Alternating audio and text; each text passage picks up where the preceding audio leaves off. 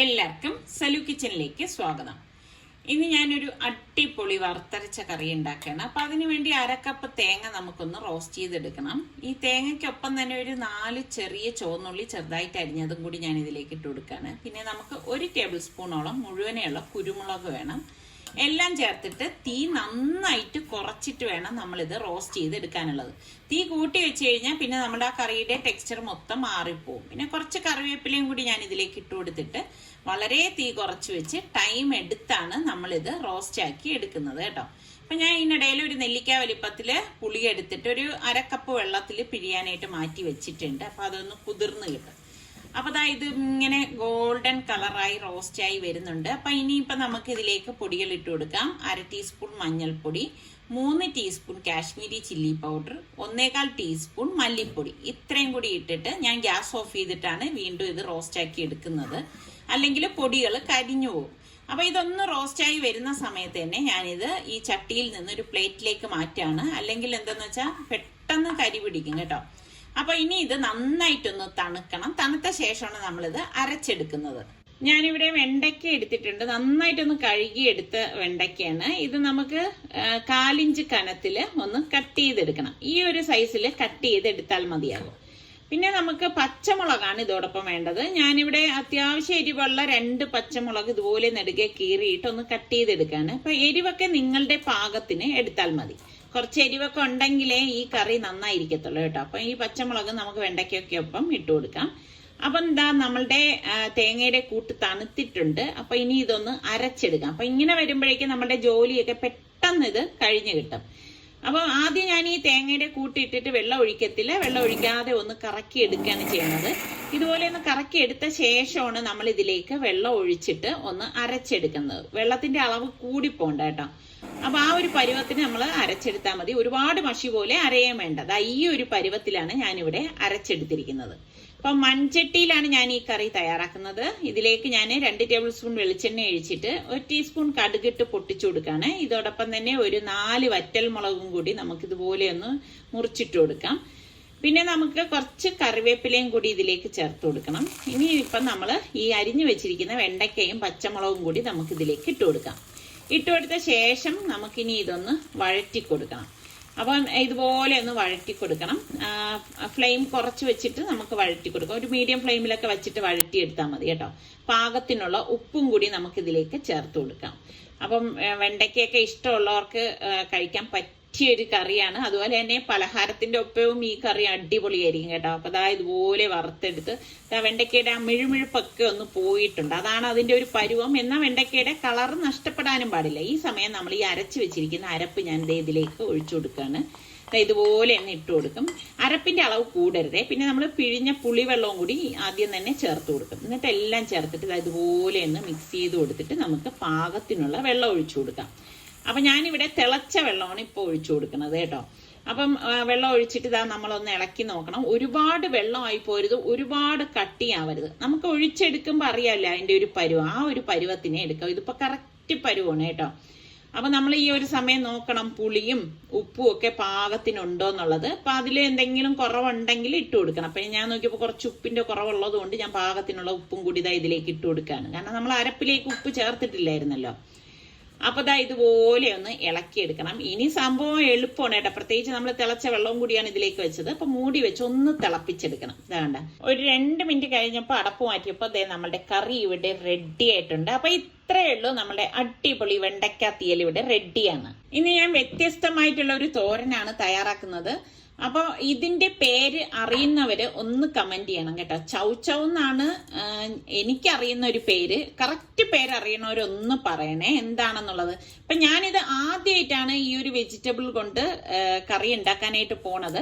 അപ്പൊ ഞാൻ ഇതിന്റെ പുറം തോട് ഇതുപോലെ ഒന്ന് പീൽ ചെയ്ത് കളയുന്നുണ്ട്. കുറച്ച് കട്ടിക്കാണ് അതിരിക്കുന്നത് കേട്ടോ.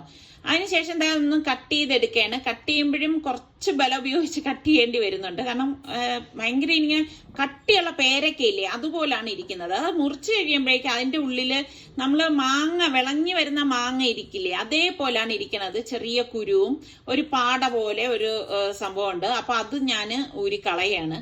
അപ്പൊ എന്നെ പോലെ ആദ്യമായിട്ട് ഇത് കാണുന്ന ഒരു കുക്ക് ചെയ്യുകയാണെങ്കിൽ അതുകൊണ്ടാണ് ഞാൻ ഈ ഡീറ്റെയിൽസ് ഇങ്ങനെ പറഞ്ഞത് കേട്ടോ. അപ്പൊ ഇത് സ്ഥിരം ഉപയോഗിക്കുന്ന ആൾക്കാരും ഉണ്ടായിരിക്കാം. ഞാൻ മാർക്കറ്റിൽ ഈ സംഭവം കണ്ടിട്ടുണ്ടെങ്കിൽ ഞാൻ അങ്ങനെ വാങ്ങിയിട്ടില്ലായിരുന്നു. ഇന്നിപ്പോ ഞാൻ വിചാരിച്ച വ്യത്യസ്തതയോടുകൂടി ഉണ്ടാക്കാന്ന് എഴുതി വാങ്ങിയാണ്. അപ്പൊ ഞാൻ ഇത് ഇനിയിപ്പോ ചെറിയ ചെറിയ കഷ്ണങ്ങളായിട്ട് മുറിച്ചെടുക്കാണ്. ചെറിയ ഒരുതരം കറയുണ്ട് ഇതില്. അപ്പൊ ഇത് നന്നായിട്ടൊന്ന് കഴുകിയിട്ട് ഞാനാണെങ്കിൽ ഇതുപോലെ മുറിച്ചെടുത്തിട്ട് ഞാൻ പച്ചവെള്ളത്തിലേക്ക് ഇട്ടിട്ട് ഒന്നും കൂടി ഇതൊന്ന് കഴുകിയെടുക്കും കേട്ടോ. കാരണം ചെറിയ ഞാൻ പറഞ്ഞില്ലേ കയ്യിൽ പിടിക്കുന്ന ഒരു കറ ഉണ്ട് ഇതില്. അപ്പൊ ഇതുണ്ടാക്കാൻ വേണ്ടി ഒരു മൺചട്ടി അടുപ്പത്തേക്ക് വെച്ചിട്ട് 2 ടേബിൾ സ്പൂൺ വെളിച്ചെണ്ണ ഒഴിച്ച് 1/2 ടീസ്പൂൺ കടുകിട്ടൊന്ന് പൊട്ടിച്ചു കൊടുക്കാം. അതിനുശേഷം 1 ടേബിൾ സ്പൂൺ കടലപ്പരിപ്പും 1 ടേബിൾ സ്പൂൺ ഉഴുന്നും കൂടി ഞാൻ ഇതിലേക്ക് ഇട്ട് കൊടുക്കാണ്. ഇതൊക്കെ ഇടുമ്പോഴാണ് നല്ല ടേസ്റ്റ് ഉണ്ടാവുന്നത് കേട്ടോ. അപ്പൊ നമുക്ക് ഇതിലേക്ക് ഞാൻ 2 വറ്റൽമുളകും കൂടി ഒന്ന് മുറിച്ചിട്ട് കൊടുക്കാം. മുറിച്ചിട്ട് കൊടുത്ത ശേഷം കുറച്ച് കറിവേപ്പിലയും കൂടി ചേർത്ത് നമുക്കിതൊന്ന് മൂപ്പിച്ചെടുക്കണം. അപ്പൊ ഫ്ലെയിം കുറച്ച് വെച്ചിട്ടാണ് ഞാൻ ഇത് മൂപ്പിച്ചെടുക്കുന്നത്, അല്ലെങ്കിൽ പെട്ടെന്ന് ഇത് കരിഞ്ഞു പോകും. അതിനുശേഷം കഴുകി വീണ്ടും ഡ്രെയിൻ ചെയ്ത് വെച്ചിരിക്കുന്ന ഈ ചൗ ഞാൻ ഇതിലേക്ക് ഇട്ട് കൊടുക്കാണ്. അപ്പൊ ശരിക്കും ഇതിന്റെ നമുക്ക് വെള്ളരിക്ക പോലെ കാണുമ്പോൾ തോന്നുമെങ്കിലും ഭയങ്കര ഹാർഡാണ് കേട്ടോ ഈ ഒരു സംഭവം. അപ്പം അത് നന്നായിട്ടൊന്ന് ആദ്യം ഒന്ന് ഞാൻ വഴറ്റിയെടുക്കുകയാണ്. ഞാൻ പറഞ്ഞില്ലേ ഞാനിത് ഫസ്റ്റ് ടൈമാണ് ഉണ്ടാക്കണത്. പക്ഷെ എനിക്കിത് കണ്ടപ്പോൾ തോന്നി നമ്മൾക്ക് ഈ ഉഴുന്നും കടലപ്പരിപ്പൊക്കെ ഇടുമ്പോഴാണ് ടേസ്റ്റ് കൂടുന്നത്. അതാണ് ഞാൻ അതൊക്കെ ചേർത്തത്. പാകത്തിനുള്ള ഉപ്പും കൂടി ചേർത്ത് നമുക്കിത് ഒന്ന് ഇളക്കിയെടുക്കണം. അപ്പൊ നല്ലതുപോലെ ഒന്ന് ഇളക്കിയ ശേഷം ഞാൻ ഇതിലേക്ക് 1/2 കപ്പ് വെള്ളം കൂടി ഒഴിച്ചു കൊടുക്കുകയാണ്. കാരണം ഇത് കുറച്ച് വേഗം ഉണ്ടെന്ന് എനിക്ക് മനസ്സിലായി. ഇനി നമുക്ക് മൂടി വെച്ച് വേവിച്ചെടുക്കണം. അപ്പൊ ഈ സമയം കൊണ്ട് നമുക്ക് ഇതിന്റെ അരപ്പിന് വേണ്ടിയിട്ട് ഞാനിവിടെ 1/2 കപ്പ് തേങ്ങ ഒരു മിക്സിയുടെ ജാറിലേക്ക് ഇട്ട് കൊടുക്കാണ്. അപ്പൊ ഇതോടൊപ്പം തന്നെ ഞാൻ ഒരു 3 പച്ചമുളക്, അത്യാവശ്യം വലിപ്പമുള്ള പച്ചമുളകാണ് എടുത്തിരിക്കുന്നത്, അതും കൂടി ഇട്ട് കൊടുക്കാം. 1 ടീസ്പൂൺ ചെറിയ ജീരകവും 2 വെളുത്തുള്ളി അല്ലിയും 2 ചുവന്നുള്ളിയും പിന്നെ കുറച്ച് കറിവേപ്പിലയും കൂടി ഇട്ടിട്ട് ഇതൊന്ന് ചതച്ചെടുക്കണം. ഒന്ന് ക്രഷ് ചെയ്തെടുത്താൽ മാത്രം മതി. ഒരുപാട് മഷി പോലെ അരഞ്ഞു പോകേണ്ട ആവശ്യമില്ല കേട്ടോ. ഇതുപോലെ വേണം അരച്ചെടുക്കാൻ. അപ്പൊ ഞാൻ ഇടയില് ഇതിന്റെ അടപ്പൊന്ന് മാറ്റിയിട്ട് ഒന്ന് ഇളക്കി കൊടുക്കുകയാണ്. അപ്പൊ ഇത് വെന്ത് വരുന്നുണ്ട്. അപ്പൊ അടി ചേർത്ത് നമുക്കിതൊന്ന് ഇളക്കിയെടുക്കണം. അപ്പൊ ഇനി ആ വെള്ളമൊക്കെ ഒന്ന് വറ്റി വരട്ടെ. അപ്പൊ വറ്റി വരുമ്പോഴേക്ക് കറക്റ്റ് പാകത്തിന് അത് വെന്ത് കിട്ടും. വീണ്ടും മൂടി വെച്ചിരിക്കുകയാണ്. അപ്പൊ വീണ്ടും ഞാനൊരു 2-3 മിനിറ്റ് കഴിഞ്ഞപ്പോൾ അടപ്പ് മാറ്റിയിട്ട് ഇത് ഇളക്കി കൊടുത്തു. അപ്പൊ നമ്മുടെ വെജിറ്റബിൾ ഒക്കെ വെന്ത് വന്നിട്ടുണ്ട്. ഈ സമയം നമ്മൾ ഈ ക്രഷ് ചെയ്ത് വെച്ചിരിക്കുന്ന അരപ്പുണ്ടല്ലോ അത് ഫുള്ളായിട്ട് ഞാൻ ഇതിലേക്ക് ഇട്ട് കൊടുക്കാണ്. ഇട്ട് കൊടുത്ത ശേഷം നമുക്കിനി ഇത് മൂടി വെച്ച് വേണം റെഡിയാക്കി എടുക്കാനുള്ളത്. അപ്പോഴാ അരപ്പും വെന്ത് കിട്ടും. ഒരു 2 മിനിറ്റിന് ശേഷം അടപ്പ് മാറ്റിയിട്ട് ഞാൻ ഇനി ഇതെല്ലാം ചേർത്തിട്ട് ഒന്ന് ഇളക്കി കൊടുക്കുകയാണ്. നല്ല മണം വരുന്നുണ്ട് കേട്ടോ. കാരണം നല്ല ആ ഒരു പച്ചമുളകൊക്കെ ചേർത്തുള്ള അരപ്പായതുകൊണ്ട് ഈ വെജിറ്റബിളിലൂടെ മിക്സ് ചെയ്യുമ്പോൾ നല്ല ഒരു മണമാണ് വരുന്നത്. അപ്പൊ ഇത് നല്ലതുപോലെ ഒന്ന് ഇളക്കിയെടുക്കാം. കണ്ടോ? അപ്പൊ പെട്ടെന്ന് റെഡിയായി കിട്ടുന്ന നല്ലൊരു അടിപൊളി തോരൻ തന്നെയാണ് കേട്ടോ. അപ്പൊ ട്രൈ ചെയ്യാത്തവര് നിങ്ങൾ വാങ്ങിച്ചിട്ട് ഇതൊന്ന് ട്രൈ ചെയ്തിട്ട് നിങ്ങൾക്ക് ഇഷ്ടപ്പെട്ടോ ഇല്ലയോ എന്നുകൂടി ഒന്ന് പറയണേ. അപ്പൊ എന്തായാലും നമ്മളുടെ തോരൻ റെഡി ആയിട്ടുണ്ട്. അപ്പൊ അടച്ച് മാറ്റി വെക്കാണ്. അപ്പൊ നമ്മളുടെ വെണ്ടയ്ക്ക കറി ഉണ്ട്, അത് തിളച്ചുകൊണ്ടേയിരിക്കുകയാണ്. അടുപ്പത്തായതുകൊണ്ടാണ് ഇതിലിങ്ങനെ തിള വന്നുകൊണ്ടിരിക്കുന്നത്. വെണ്ടയ്ക്ക തീയലാണ് കേട്ടോ, അടിപൊളി തീയലാണ്. അപ്പൊ ട്രൈ ചെയ്യാത്തവർ ഈ രീതിയിൽ നിങ്ങളൊന്ന് ട്രൈ ചെയ്ത് നോക്കിയിട്ട് ഫീഡ്ബാക്ക് തരണേ. അപ്പൊ ഇതാണ് നമ്മളുടെ ഇന്നത്തെ ലഞ്ചിന്റെ അടിപൊളി കറികള്, വെണ്ടയ്ക്ക തീയലും ചൗ തോരനും. അപ്പൊ ചൗ കൊണ്ട് നിങ്ങൾ എന്തൊക്കെ കറികൾ ഉണ്ടാക്കും എന്നുകൂടി ഒന്ന് പറയണേ. അപ്പൊ ഞാൻ കുട്ടികൾക്കൊക്കെ ഇഷ്ടമുള്ള ഒരു പിക്കിളാണ് തയ്യാറാക്കാൻ പോകുന്നത്. അപ്പൊ അതിന് വേണ്ടിയിട്ട് ഫ്രിഡ്ജിൽ വെച്ച് നന്നായിട്ട് തണുപ്പിച്ചെടുത്ത ആപ്പിളാണിത്. ആപ്പിളിന്റെ തോലൊന്നും ചെത്തൊന്നും വേണ്ട. അതിന്റെ സെന്ററിലുള്ള ആ കുരുവും അതൊക്കെ ഒന്ന് കട്ട് ചെയ്ത് മാറ്റണം. മാറ്റിയിട്ട് നമുക്ക് ഈ ഒരു ഷേപ്പിലാണ് ഞാൻ കട്ട് ചെയ്തെടുക്കുന്നത്. അപ്പൊ നമുക്ക് ഇങ്ങനെ കയ്യിലെടുത്ത് കഴിക്കാൻ പറ്റുന്ന പരുവത്തിലാണ് ഞാൻ കട്ട് ചെയ്തിരിക്കുന്നത് കേട്ടോ. അപ്പൊ കാണാനും നല്ല ഭംഗിയായിരിക്കും. ഇപ്പൊ തോല് കളഞ്ഞാൽ അത്ര ഭംഗി ഉണ്ടാവത്തില്ല കേട്ടോ. അപ്പൊ ആപ്പിൾ എന്ന് പറയുമ്പം എപ്പോഴും ഇത് പെട്ടെന്ന് കറുത്തു പോകുന്ന ഒരു ഫ്രൂട്ടാണ്. അപ്പൊ അതിന് വേണ്ടിയിട്ട് ഞാനിപ്പോ ഒരു നാരങ്ങയുടെ നീരിൽ പകുതി നാരങ്ങയുടെ നീരിപ്പോ ഇതിലേക്ക് ഒഴിച്ചു കൊടുക്കാം. അപ്പൊ ഇത് കറുക്കത്തില്ല കേട്ടോ. അപ്പൊ കറുത്ത് കഴിഞ്ഞാൽ നമുക്ക് ഈ പിക്കിൾ അത്ര ഭംഗിയൊന്നും ഉണ്ടാവില്ല. എന്നിട്ട് നന്നായിട്ടൊന്ന് മിക്സ് ചെയ്ത് കൊടുക്കാം. ഇനി നമുക്ക് വേണ്ടത് പൈനാപ്പിൾ ആണ്. അപ്പൊ പൈനാപ്പിൾ ഞാൻ ദാ ഇതുപോലെ തന്നെ കട്ട് ചെയ്തെടുക്കണം. അതിന്റെ സെന്ററിലെ പോർഷൻ ഒന്നും കളഞ്ഞിട്ടൊന്നുമില്ല. ഈ ഒരു ഷേപ്പിൽ കട്ട് ചെയ്തെടുക്കണം. നമുക്ക് എത്രയാണോ വേണ്ടത്, നമ്മുടെ വീട്ടിൽ എത്രയാണോ ഉള്ളത് അതിനനുസരിച്ച് നമുക്ക് ഉണ്ടാക്കിയെടുക്കാമല്ലോ. കുറച്ചേ ഉള്ളൂ എങ്കിൽ ആ കുറച്ച് വെച്ചിട്ട് നമുക്ക് തയ്യാറാക്കി എടുക്കാം. അപ്പൊ ദാ പൈനാപ്പിളും ഞാൻ ഇതിലേക്ക് ഇട്ടിട്ടുണ്ട്. അപ്പൊ ഇതൊന്ന് മിക്സ് ചെയ്ത് കൊടുത്തിട്ടുണ്ട്. അപ്പൊ ഇനി നമുക്ക് വേണ്ടത് മുസമ്പിയാണ്. ഞാനിവിടെ ഇത് നല്ല മധുരമുള്ള മുസമ്പി ആയിരുന്നു കേട്ടോ, കാരണം ഇതിന്റെ കൂടെ ഉള്ളത് ഞാൻ കഴിച്ചായിരുന്നു. അപ്പൊ നല്ല മധുരമുള്ള ഫ്രൂട്ട് വേണം നമ്മൾ ഇതിനായിട്ട് തിരഞ്ഞെടുക്കാൻ, എങ്കിൽ മാത്രമേ ഈ പിക്കിള് നല്ല ടേസ്റ്റ് ഉണ്ടാകത്തുള്ളൂ. അപ്പൊ മുസമ്പിയും തോലോടുകൂടി തന്നെ നമ്മളിത് ഇങ്ങനെ കട്ട് ചെയ്തെടുക്കണം കേട്ടോ. അപ്പൊ നമ്മൾ കഴിക്കുന്ന നേരം ആ തോലങ്ങ് കളഞ്ഞാൽ മതി കേട്ടോ. എന്നിട്ട് ഇത് എല്ലാം കൂട്ടിയിട്ട് ഇപ്പം ഈ 3 ഫ്രൂട്ടാണ് ഞാൻ എടുത്തിരിക്കുന്നത്. അതിനൊപ്പം തന്നെ ഒരു 5-6 കാന്താരി മുളക് ചതച്ചിട്ടതും, പിന്നെ 1 ടേബിൾ സ്പൂണോളം ചില്ലി ഫ്ലേക്സ് തരിതരിപ്പായിട്ടുള്ള മുളക് പൊടിച്ചതും, പാകത്തിനുള്ള ഉപ്പും കൂടി ഇട്ടിട്ട് നമുക്ക് ഇതെല്ലാം ചേർത്തൊന്ന് മിക്സ് ചെയ്ത് കൊടുക്കാം. അപ്പൊ ഇതിൽ വിനാഗിരിയോ വേറൊന്നും ചേർക്കരുത്. അപ്പൊ ഇതുപോലെ മിക്സ് ചെയ്ത ശേഷം നമ്മൾ ഇതിലേക്ക് ആ പകുതി നാരങ്ങയുടെ നീര് നേരത്തെ പിഴിഞ്ഞതിന്റെ പകുതി വെച്ചിട്ടുണ്ടല്ലോ, ആ നാരങ്ങയുടെ നീര് ഇതിലേക്ക് പിഴിഞ്ഞൊഴിച്ചു കൊടുക്കാം. പകുതി ചേർത്താൽ മതി. ടോട്ടൽ 1 നാരങ്ങ നമ്മൾ മൊത്തത്തിൽ ഇതിലേക്ക് ചേർക്കുന്നുള്ളൂ. അപ്പൊ നല്ല ഒരു പുളിപ്പായിരിക്കും, എരിവായിരിക്കും, മധുരമായിരിക്കും. അപ്പൊ സത്യം പറഞ്ഞാൽ ഇതിങ്ങനെ മിക്സ് ചെയ്യുമ്പോൾ തന്നെ ഞാനിങ്ങനെ ഇടയ്ക്ക് എടുത്ത് കഴിക്കുന്നുണ്ട് കേട്ടോ. കാരണം ഇത് ഭയങ്കര ടേസ്റ്റ് ആണ് കേട്ടോ ഈ ഒരു രീതിയിൽ കഴിക്കാനായിട്ട്. അപ്പൊ ഞാനിത് ഒരു പരന്ന ഒരു പ്ലേറ്റിലേക്ക് മാറ്റാണ്. അപ്പൊ ഫോട്ടോയ്ക്ക് ഏതാണ് നന്നായിരിക്കണം എന്ന് അറിയാനാണ് ഞാൻ ഇങ്ങനെയൊക്കെ മാറ്റിയും തിരിച്ചും ഒക്കെ വെച്ച് നോക്കണത് കേട്ടോ. ഇങ്ങനെയൊക്കെ വെച്ചാലും ഇതില് ഓരോ പീസ് എന്റെ വായിലേക്ക് ചെല്ലുന്നുണ്ട്. ഇത് കാണുമ്പോൾ തന്നെ നിങ്ങൾക്ക് അറിയാൻ പറ്റും, നല്ല തണുത്ത ഫ്രൂട്ട്, കുറച്ച് എരിവുള്ളത് കഴിക്കുമ്പോൾ ആ ഒരു ടേസ്റ്റ്, പ്രത്യേകിച്ച് നല്ല ചൂടുള്ള സമയത്തൊക്കെ ഇത് കഴിക്കാൻ കിട്ടില്ലാണ് കേട്ടോ.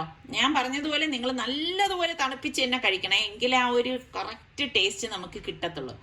അപ്പൊ ദാ ഇത് ഇങ്ങനെ ഇരിക്കുന്ന കാണുമ്പോൾ സത്യം പറയാം ഓരോന്നും എടുത്ത് ഇങ്ങനെ കഴിക്കാനായിട്ട് ഇങ്ങനെ തോന്നാണ്. ഇങ്ങനെ ഓരോന്നും എൻ്റെ വായിലേക്ക് പൊയ്ക്കൊണ്ടിരിക്കുകയാണ് കേട്ടോ. അപ്പൊ ദാ ഇങ്ങനെയാണ് ഇരിക്കുന്നത്. അടിപൊളി ടേസ്റ്റ് ആണ്. പിള്ളേർക്കൊക്കെ എന്തായാലും ഇഷ്ടപ്പെടും കേട്ടോ. അവളെ പഠിക്കാൻ സമ്മതിക്കൂല. ഇഷ്ടമല്ലേ മോളെ? എന്തിനാണ് അവളെ പഠിക്കാൻ സമ്മതിക്കില്ല എന്നല്ലേ പറഞ്ഞത്? ഞാൻ ആഹാര സാധനം മനസ്സിലായി, ഇതാണെന്ന് മനസ്സിലായി. നീ കഴിച്ചിട്ട് പറ. പഠിക്കണ കുട്ടികൾക്ക് ഹെൽത്തി ഫുഡ്. ഇത് വായിലോട്ട് വെച്ച് വെക്കേ, വെച്ച് നോക്കി കഴിച്ചിട്ട് പറയണം. മോളിത് കഴിച്ചു നോക്ക്. പൈനാപ്പിൾ എടുത്ത് നോക്ക്, എങ്ങനെയാന്ന് ആ ഒരു ടേസ്റ്റ് ഒന്ന് പറഞ്ഞു കഴിച്ചിട്ട്. അടിപൊളിയാണ്. അതിന്റെ ടേസ്റ്റ് എങ്ങനെയാന്ന് പറ. ഒരു ഉപ്പ്, ഒരു എരിവ്, പുളി, ആപ്പിളിന് മധുരം ഉണ്ടായിരുന്നു. നല്ല മധുരം. ആപ്പിളും പൈനാപ്പിളും നല്ല മധുരമുള്ളായിരുന്നു. ഇതും മധുരമുള്ളത് തന്നെയായിരുന്നു കേട്ടോ. അപ്പം ആ മധുരം, എരിവ്, ചെറിയ പുളിപ്പ്, അടിപൊളി. അപ്പൊ നിങ്ങളെ ട്രൈ ചെയ്ത് നോക്കണം. റെസിപ്പി കാണിക്കുന്നുണ്ടോ? പിന്നെ ഇതാണ് നമ്മള് വലിയ വലിയ സൂപ്പർ മാർക്കറ്റിലും ഹൈപ്പർ മാർക്കറ്റിലും ഒക്കെ പോയിട്ട് വലിയ പൈസയൊക്കെ കൊടുത്തിട്ട് ഞാൻ ഉൾപ്പെടെ വാങ്ങിക്കാറുണ്ട് കേട്ടോ. അത് വേറെ കേസ്. ഇനി എപ്പോഴും ഇങ്ങനെ ഉണ്ടാക്കി വെക്കാൻ ഒരു മൂഡ് വരത്തില്ല. പക്ഷെ ഇത് എളുപ്പമാണ്. അപ്പൊ കഴിക്കണം, പഠിക്കണം. കഴിക്കണം, പഠിക്കണം. ഇനി പഠിച്ചോട്ട് കഴിക്കണം.